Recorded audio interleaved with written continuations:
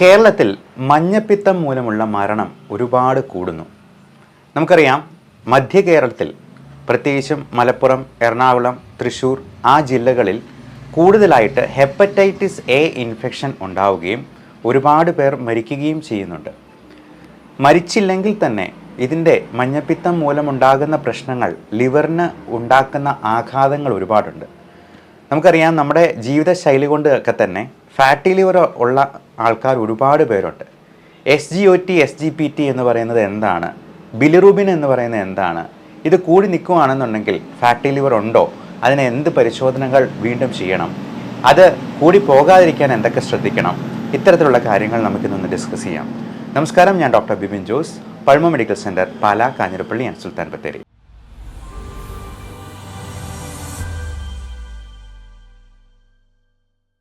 ഇന്നത്തെ വീഡിയോയിൽ SGOT, SGPT എന്ന് പറയുന്ന ലിവർ ടെസ്റ്റിനെ കുറിച്ച് എല്ലാ ഡീറ്റെയിൽസും നമുക്ക് പറയാം. ഈ SGOT, SGPT എന്ന് പറയുന്നത് ലിവർ എൻസൈംസ് ആണ്. ആദ്യമേ തന്നെ കുറച്ച് ബേസിക് കാര്യങ്ങൾ പറയുക.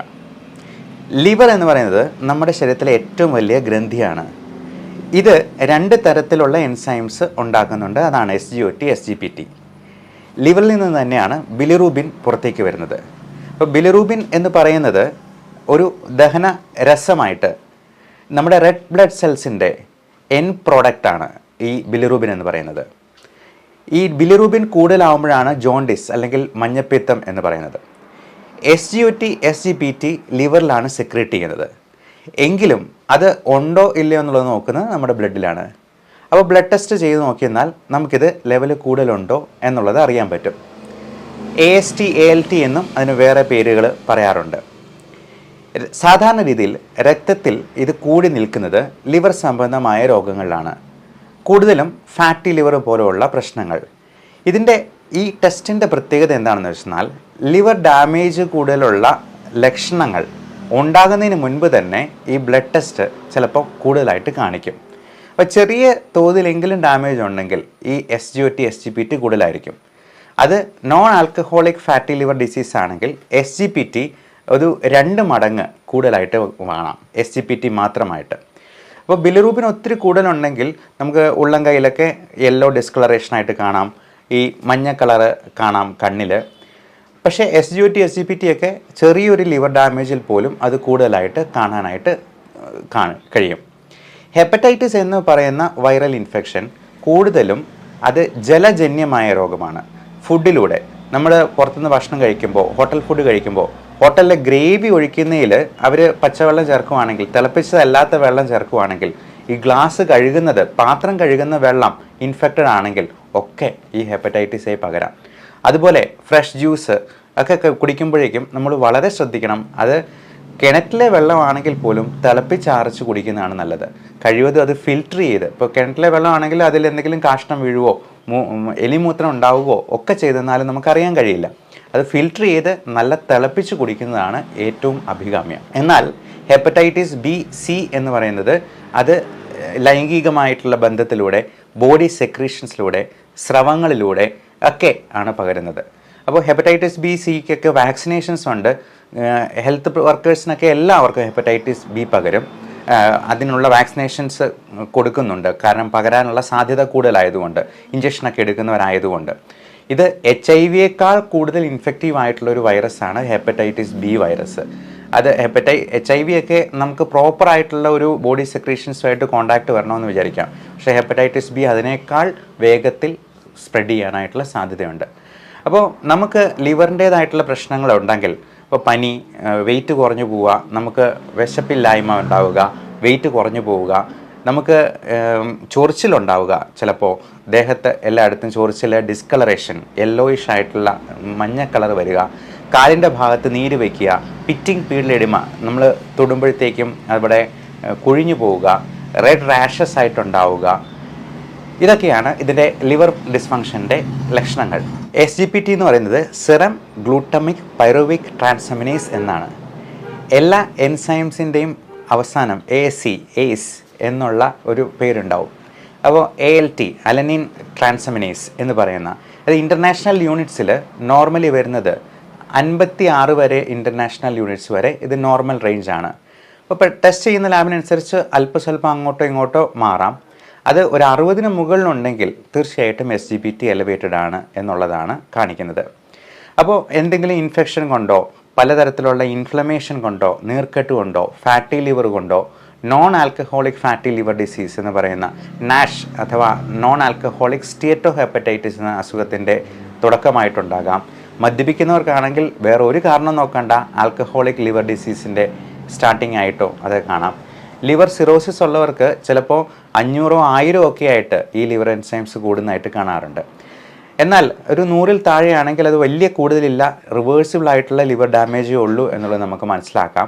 ഒബീസിറ്റി അതൊന്ന് കുറച്ചെന്നാൽ തന്നെ, നമുക്ക് വെയിറ്റ് ലോസ് ഉണ്ടായെന്നാൽ തന്നെ ഈ ഫാറ്റി ലിവർ കംപ്ലീറ്റ്ലി നമുക്ക് റിവേഴ്സ് ചെയ്ത് ഒരു കുഴപ്പവും ഇല്ലാത്ത സ്റ്റേജിലേക്ക് പോകാം. എന്നാൽ ഇത് grade 1, grade 2, grade 3 fatty liver കഴിഞ്ഞെന്നാൽ പിന്നെ അടുത്ത സ്റ്റേജിൽ ലിവർ സിറോസിസ് ആണ്. ഈ ലിവർ സിറോസിസിലേക്ക് എത്തിപ്പെട്ട് കഴിഞ്ഞാൽ ഇപ്പോൾ ഒരു ഹെൽത്തി ആയിട്ടുള്ളിരിക്കുന്ന ഒരു തേങ്ങ ഉണങ്ങി പോകുമ്പോഴത്തേക്ക് എങ്ങനെ വരുമോ അതുപോലെ തന്നെ ലിവർ ഉണങ്ങിപ്പോവുകയാണ്, ചുരുങ്ങിപ്പോവുകയാണ് ചെയ്യുന്നത്. അപ്പോൾ അങ്ങനെ വന്നു കഴിഞ്ഞാൽ ഫൈബ്രോസിസ് ഉണ്ടാവുകയും വളരെ കട്ടി ഉണ്ടാവുകയും ഈ സ്കാറിങ് ഉണ്ടാവുകയും അത് ഫൈബ്രോ സ്കാനിലാണ് ഡിറ്റക്റ്റ് ചെയ്യുക. അപ്പോൾ അങ്ങനെ ഡിറ്റക്റ്റ് ചെയ്യുമ്പോഴത്തേക്കും നമുക്ക് ലിവർ സിറോസിസ് എന്ന സ്റ്റേജ് വന്നു കഴിഞ്ഞാൽ ഒരു തരത്തിലും അത് തിരിച്ച് കൊണ്ടുവരാൻ പറ്റില്ല. അങ്ങനെയുള്ളപ്പോൾ ലിവർ ട്രാൻസ്പ്ലാന്റേഷൻ പോലുള്ള മാർഗ്ഗങ്ങളിലേക്ക് പോകേണ്ടതായിട്ട് വരും. ഇനി ഇതിൻ്റെ അടുത്ത സ്റ്റേജാണ് HCC, ഹെപ്പാറ്റോ സെല്ലുലാർ കാർസിനോമ എന്ന് പറയുന്നത്. എനിക്ക് ഫാറ്റി ലിവർ ഗ്രേഡ് 1 to 2 ഉണ്ടായിരുന്നു. പക്ഷേ എൻ്റെ വെയിറ്റ് ഞാൻ 5 കിലോയോളം കുറച്ചു. 10% ബോഡി വെയ്റ്റ് റിഡക്ഷൻ കൊണ്ട് തന്നെ നമുക്ക് വേറൊരു തരത്തിലുള്ള മരുന്നുമില്ലാതെ നമുക്കിത് പൂർണ്ണമായിട്ട് റിവേഴ്സ് ചെയ്യാം. എൻ്റെ യൂട്യൂബ് ചാനലിൽ തന്നെ പല വീഡിയോസും നിങ്ങൾക്ക് കാണാൻ കഴിയും. ഫാറ്റി ലിവറുള്ള ആളുകൾ ഗ്രേഡ് 2, ഗ്രേഡ് 3 ഫാറ്റി ലിവറുള്ള ആളുകൾക്ക് പോലും പൂർണ്ണമായിട്ടും റിവേഴ്സ് ചെയ്തിട്ടുള്ളതായിട്ട്. അപ്പോൾ ഈ വെയിറ്റ് റിഡക്ഷന് നമ്മളെ ഹെൽപ്പ് ചെയ്യുന്ന ഒരുപാട് തരത്തിലുള്ള സപ്ലിമെൻറ്റ്സ് ഉണ്ട്, മരുന്നുകളുണ്ട്. ഇതിൽ മെയിനായിട്ട് 3 സപ്ലിമെൻറ്റ്സ് ആണ് എടുക്കേണ്ടത്. Vitamin E, omega-3 fatty acids, vitamin D3. അതുപോലെ വെയിറ്റ് കുറയ്ക്കാൻ സഹായിക്കുന്ന ഇപ്പോൾ പലപ്പോഴും പ്രമേഹത്തിന് ഉപയോഗിക്കുന്നതായിട്ടുള്ള മരുന്നുകളായിട്ടുള്ള മെറ്റ്ഫോമിൻ, ഗ്ലിമിപ്രൈഡ്, പയോഗ്ലിറ്റിസോൺ തുടങ്ങിയ മരുന്നുകളും ചിലപ്പോൾ ഇതിന് കൊടുക്കാറുണ്ട്. ഇതിലേറ്റവും ഹെൽപ്പ് ചെയ്യുന്നത് മെറ്റ്ഫോമിനും പയോഗ്ലിറ്റസോണുമാണ്. അത് നമുക്ക് ഷുഗർ പെട്ടെന്ന് കുറച്ച് കളയുകയല്ല ചെയ്യുന്നത്, നമുക്ക് ഈ ഫാറ്റി ലിവർ കുറയ്ക്കാനായിട്ട് അത് ഹെൽപ്പ് ചെയ്യും. പലതരത്തിലുള്ള ഓട്ടോ ഇമ്മ്യൂൺ അസുഖങ്ങളിൽ ചിലപ്പോൾ ഫാറ്റി ലിവറും SGPT കൂടുതലായിട്ട് വരും. അബ്ഡോമിനൽ ഇൻഫെക്ഷൻസ് ഉണ്ടെന്നുണ്ടെങ്കിൽ ഇങ്ങനെ വരും. മദ്യപിക്കുന്ന ആൾക്കാർക്ക് തീർച്ചയായിട്ടും മദ്യം പൂർണ്ണമായിട്ട് ഒഴിവാക്കണം. അത് ഒരു തുള്ളി പോലും കഴിക്കാൻ പാടില്ല. നമ്മൾ മദ്യം ഒരു പെഗ് കഴിക്കുമ്പോൾ 3-4 പാരസ്റ്റമോൾ ഗുളിക ഒരുമിച്ച് കഴിക്കുന്നത് പോലെയാണ് ലിവറിന് ഫീൽ ചെയ്യുക. അത്രയും ലോഡ് ലിവറിന് കൂട്ടുകയാണ് ചെയ്യുന്നത്. അപ്പം നമ്മൾ ആൻറ്റിബയോട്ടിക്സും പെയിൻ കില്ലേഴ്സും അനാവശ്യമായിട്ട് കഴിക്കാതിരിക്കുക. ഡോക്ടറുടെ പ്രിസ്ക്രിപ്ഷനോട് കൂടി അല്ലാതെ ഇങ്ങനെയുള്ള മരുന്നുകൾ കഴിക്കരുത്. എന്നാൽ മറ്റു തരത്തിലുള്ള മരുന്നുകളൊന്നും ലിവറിന് വലിയ പ്രശ്നങ്ങൾ ഉണ്ടാക്കുന്നതല്ല. ഡോക്ടർ നിർദ്ദേശിച്ചിരിക്കുന്ന ഡോസിൽ തന്നെ അത് കൃത്യമായിട്ട് കഴിക്കണം.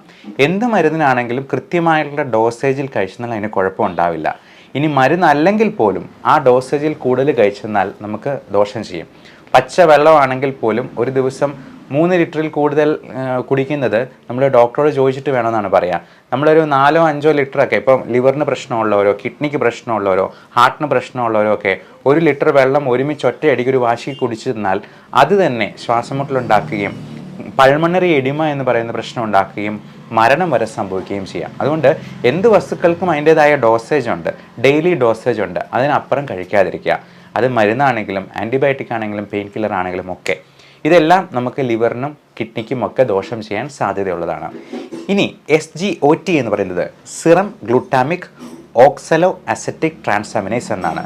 ഇത് വേറൊരു തരത്തിലുള്ള എൻസൈമാണ്. ഇതിന് മറ്റൊരു പേരോടും കൂടിയുണ്ട്, AST, aspartate amino transferase. SGOT SGPT തമ്മിലുള്ള വ്യത്യാസം എന്നാന്ന് വെച്ചെന്നാൽ ഇത് ലിവർ സ്പെസിഫിക് ആയിട്ട് പറയുന്നത് കുറച്ചുകൂടി SGPT ആണ്. അതായത് ലിവർ ഡാമേജസിൽ ലിവർ സംബന്ധമായിട്ടുള്ള രോഗങ്ങളിൽ കൂടുതലായിട്ടും SGPT എലവേഷനാണ് ഉണ്ടാവുന്നത്.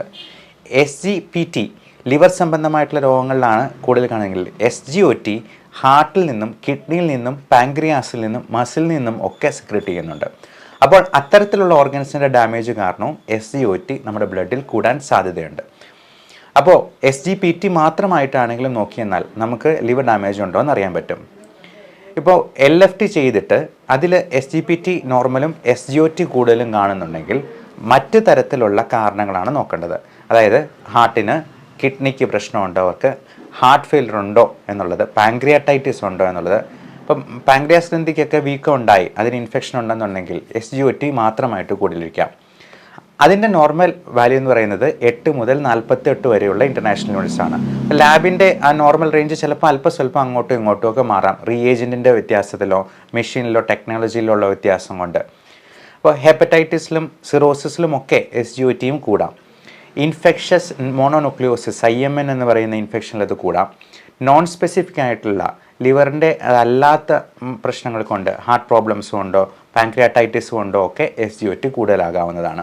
ഇത്തരത്തിലുള്ള ലിവർ ഡാമേജുകൾ ഉണ്ടാകാതിരിക്കാനായിട്ട് നമ്മൾ പ്രത്യേകമായിട്ടും വാക്സിനേഷൻസ് എടുക്കുക. ഹെപ്പറ്റൈറ്റിസ് B, C എന്നുള്ള വാക്സിനേഷൻ കൃത്യമായിട്ട് എടുക്കുന്നത് വഴി ആ ഇൻഫെക്ഷനെ നമുക്ക് കൺട്രോൾ ചെയ്യാനായിട്ട് പറ്റും. അതുപോലെ ആസ്പിരിൻ പോലുള്ള മരുന്നുകൾ സ്ഥിരമായി കഴിക്കുന്നവർക്ക് SGOT കൂടുതലുണ്ടാകാം. എന്ത് കാരണം കൊണ്ടാണ് SGPT അല്ലെങ്കിൽ SGOT കൂടുതൽ ഉള്ളത് എന്നുള്ളത് നോക്കിയിട്ട് വേണം നമ്മൾ അതിനെ ട്രീറ്റ് ചെയ്യാനായിട്ട്. അപ്പോൾ ഇതിനൊരു ചെറിയ ടെക്നിക്കും കൂടെയുണ്ട്. എത്ര തവണയാണ് നിങ്ങളുടെ നോർമൽ റേഞ്ചിൽ നിന്നും കൂടുതലായിട്ടുള്ളത്? ഇപ്പോൾ SGPT 2 മടങ്ങിൽ കൂടുതൽ, 3 മടങ്ങിൽ കൂടുതലൊക്കെ ഉണ്ടെന്നുണ്ടെങ്കിൽ അത് ഫാറ്റി ലിവർ കൊണ്ടുള്ള പ്രശ്നങ്ങളായിരിക്കാം എന്നുള്ളത് നമുക്ക് ഏകദേശം അനുമാനിക്കാം. അപ്പോൾ അതിനുശേഷം നമ്മൾ ഫൈബ്രോ സ്കാൻ പോലുള്ള മറ്റ് ടെസ്റ്റുകൾ പറഞ്ഞേക്കാം. അൾട്രാസൗണ്ട് സ്കാൻ, അബ്ഡോമൻ്റെ വയറിൻ്റെ സ്കാൻ കൊണ്ട് ഏകദേശം അതിൻ്റെ ഗ്രേഡിങ് മനസ്സിലാക്കാം. കൃത്യമായിട്ട് ലിവറിൻ്റെ ഫൈബ്രോസിസ് നമുക്ക് മനസ്സിലാക്കാൻ ഫൈബ്രോ സ്കാൻ തന്നെ വേണം. ഇൻഫെക്ഷൻസ് പോലുള്ള അസുഖങ്ങൾ, ഇപ്പം ഡെങ്കി ഫീവർ ആണെന്നുണ്ടെങ്കിലും ഇതിങ്ങനെ കൂടാം. ഓട്ടോ ഇമ്മ്യൂൺ ഡിസീസസിൽ കൂടാം, അതായത് നമ്മുടെ ഇമ്മ്യൂണിറ്റി തന്നെ നമുക്കെതിരെ തിരിയുന്ന പ്രതിഭാസം. ഇങ്ങനെയുള്ള സംഭവങ്ങളിലുമൊക്കെ ഇത്തരത്തിലുള്ള എലവേഷൻ ഉണ്ടാകാം. അപ്പോൾ ഇതിൻ്റെ കാരണങ്ങൾ കൃത്യമായി കണ്ടെത്തി അത് ട്രീറ്റ് ചെയ്യുകയാണ് വേണ്ടത്. നമ്മുടെ ലിവർ ചെറിയ അപകടത്തിലാണെങ്കിൽ പോലും അതിനെ നമ്മൾ കറക്റ്റ് ലൈഫ് സ്റ്റൈലിലൂടെ തിരിച്ചു കൊണ്ടുവന്നില്ലെങ്കിൽ അത് ഇങ്ങനെയുള്ള എന്തെങ്കിലും ഇൻഫെക്ഷൻസ് വരുമ്പോൾ, ഹെപ്പറ്റൈറ്റിസ് A ഒക്കെ ആർക്ക് വേണമെങ്കിലും എപ്പോൾ വേണമെങ്കിലും വരാം. കാരണം പുറത്തുനിന്ന് ഒരു ഗ്ലാസ് വെള്ളം പോലും കുടിക്കാത്തവരായിട്ട് ആരും ഉണ്ടാവത്തില്ല. നമ്മൾ എപ്പോഴും തിളപ്പിച്ചിട്ട് തന്നെ കുടിക്കണമെന്നില്ല. ഇപ്പോൾ പാത്രം കഴുകുന്ന വെള്ളത്തിൽ നിന്ന് പോലും ഇൻഫെക്ഷൻ വരാമെന്നുള്ളത് കൊണ്ട് നമ്മൾ liver disease, fatty liver grade 1 ആണെങ്കിൽ പോലും അതിന് കൃത്യമായ സപ്ലിമെൻറ്റ്സ് എടുത്ത് ലൈഫ് സ്റ്റൈൽ ചേഞ്ചസ് കൊണ്ടുവന്ന് വെയിറ്റ് നമ്മൾ കറക്റ്റ് BMIയിൽ മെയിൻറ്റെയിൻ ചെയ്തുകൊണ്ട് തന്നെ ലിവറിനെ പ്രൊട്ടക്റ്റ് ചെയ്ത് നിർത്തിയില്ലെങ്കിൽ അത് നമുക്ക് പണി തരും എന്നുള്ളതിൽ സംശയമില്ല. അപ്പോൾ എല്ലാവർക്കും നല്ല ആരോഗ്യം ആശംസിക്കുന്നു.